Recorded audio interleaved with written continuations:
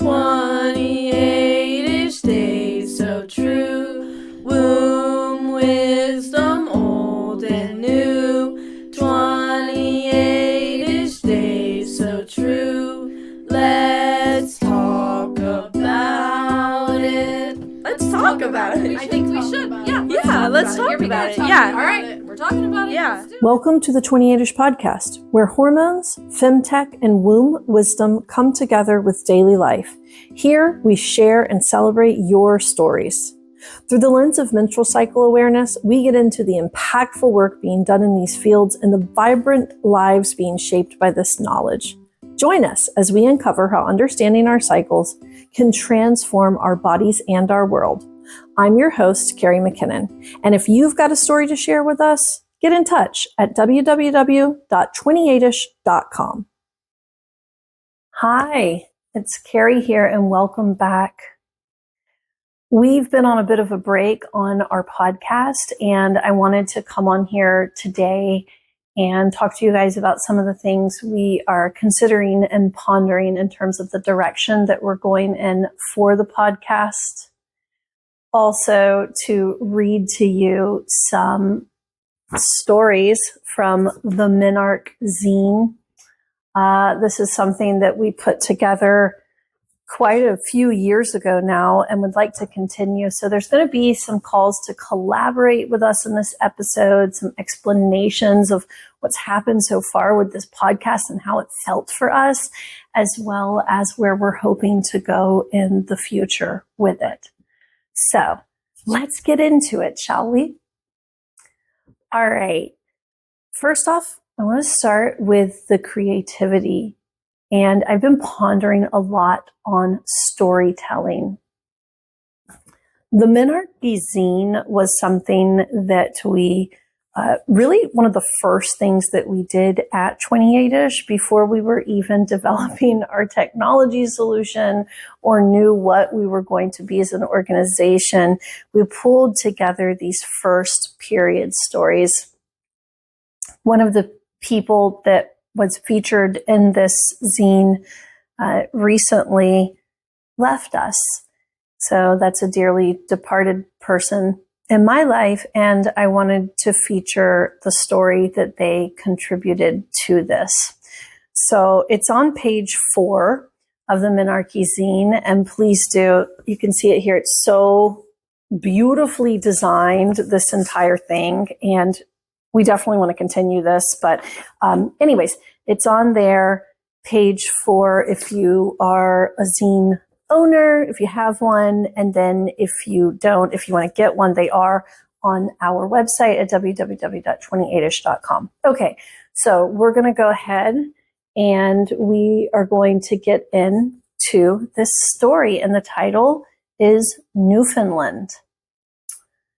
The year was 1957 in Newfoundland.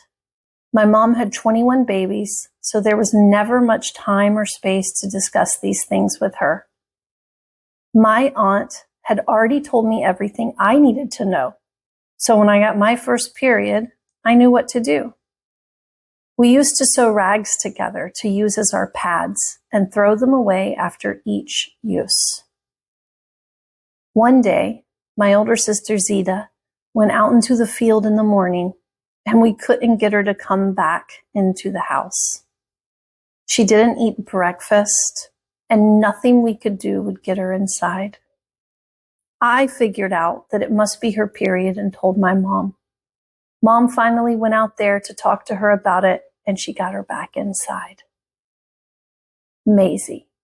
And that's it. And then the artwork featured on this is so beautiful. It's just a simple needle with thread.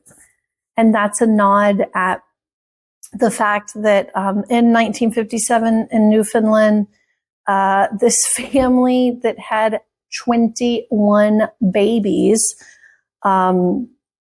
was actually, the girls in that family were sewing rags together for their pads.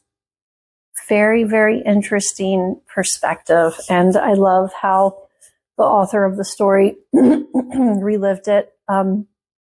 This person actually told me this verbally as well. We sat together as they reminisced on this before we captured it in writing. And I read it with a bit of a humorous tone because it was told to me that way. And the story author, Maisie, was actually a very humorous person, loved to tell a good story, loved to tell a good joke, and really tended to make light of a lot of different subjects. But I love it that in this, when really pressed and in such a long and rich life, when really pressed on the menstrual cycle and what they remember of it, she didn't actually remember her first cycle, but she did remember this about a first cycle that she was comfortable sharing with her sister. So I think it's really interesting, that she was the one that figured out, she's just standing out there in the field and she won't come in, right? Like she's embarrassed and what's going on? It must be her period, right? And I thought that was really, really cool. And that and just the imagery of standing out there in the field all day and probably in the cold, I would assume, maybe depending on what time of year, and without eating or anything like that and refusing to come back in, and then the mom having to go out and talk that through. I thought that was a really beautiful subject.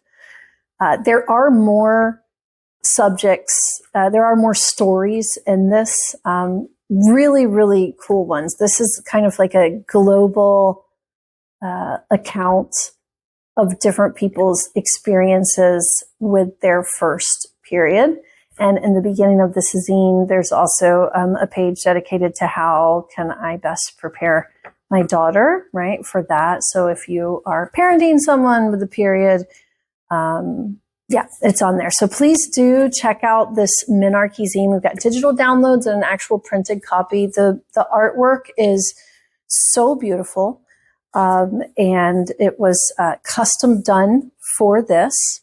And it's a really special project. And so for our first call to action as well, I want to say that I would absolutely love it if anyone wants to write in with more Menarche stories and share your Menarche stories to compile another Menarche Zine and to keep that going.